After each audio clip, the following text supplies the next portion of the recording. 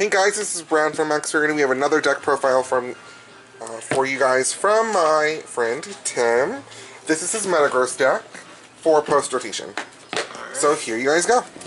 Alright, so first off we play the 4 Metagross GX. This is pretty much your supporter and your attacker, pretty much. Next we play 2 Metangs instead of 3. I find the Metangs being very, very cloggy sometimes. But we also play Rare Candy in this deck, so it doesn't matter. And then of course Belladum because, well, enough said. Next we play the Necrozma. This is actually really good, especially with Metagross GX, being able to recycle your psychic energies, and for the fact that you can literally deal a base damage of 190 to your opponent's Pokemon, which is essentially going to be one-shotting a Pokemon.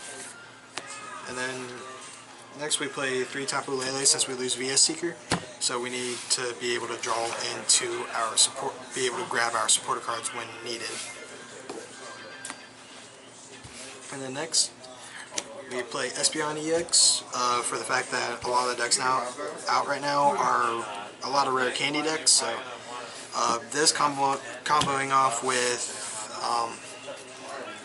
Necrozma, if you are able to use his Black-Ray GX to their Pokemon and then being able to devolve them, and that's just going to be essentially knocking out your opponent's Pokemon, and you can probably grab up to a lot of card prizes.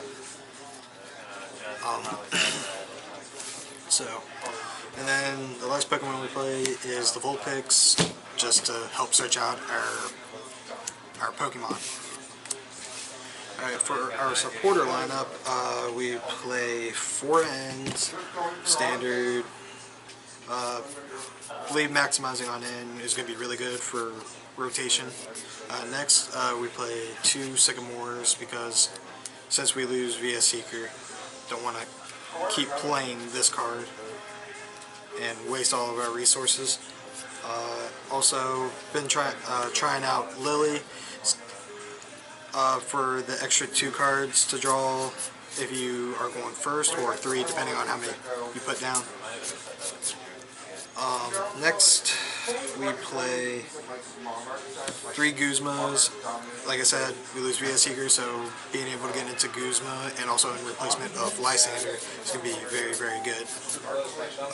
The next one we play Triple Skyla to be able to grab pretty much any item card that we can possibly get out of this deck, and also it's really good to combo off with Tapu Lele and then play Skyla, grab your rare candies, so yeah. And then we play 1 Bridget to pretty much get our Belladums or Vulpix out, so that way we can start getting into our Metagross GX a little bit faster. And the last supporter card we play is the Pokemon Ranger, because we still lose. This deck loses really hard to Greninja, and also loses to Glaceon. Pretty much any attack that can pretty much prevent me from doing things. Alright, next we play 4 Ultra Balls, pretty standard. So for most Metagross players, they either play like 4, most I've seen play 4 Choice Bands. In this one, I play 3 because with Necrozma being out, I mean, we're pretty much one-shotting, and especially attaching Choice Band to Necrozma, you're already doing a base damage 190 plus the extra 30 to a GX or EX, you're dealing at least 220. So that's actually really, really good. Next, 3 Rare Candies to pretty much evolve our Belladums straight into Metagross. 2 Max Potions, I find that to be dead at 3, and for me it's been a little bit more consistent at 2, and a lot of times I rarely go into it anyway. Next, 2 Field Blowers, get rid of the Choice Bands or Fighting Fairy Belts, and then or Float Stones. And then the last one is Rescue Stretcher to grab back pretty much any Pokemon or shuffle back any 3. And then for the energies, I only play 5 Steels because you initially only need to see 2 of your Steel energies to do Metagross's attack, and just any other Psychic. And the rest I play is 7 Psychics. So, if you were to make any changes to the deck, What would they be? The changes I would Like thinking, like stuff that you would think that like you may want to add or just change.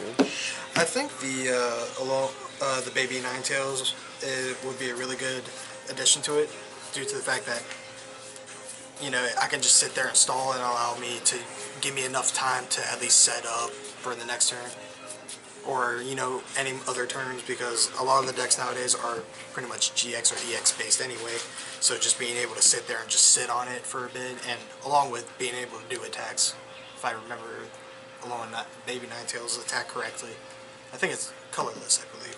No, so it's 1 water. 1 water, okay. So and then it's 1 water, 1 DC. 1 DC, alright. So pretty but much if you just play the being baby able to Celebi, then you can use Beacon all day. Oh man, that'd be so lit, actually. But yeah.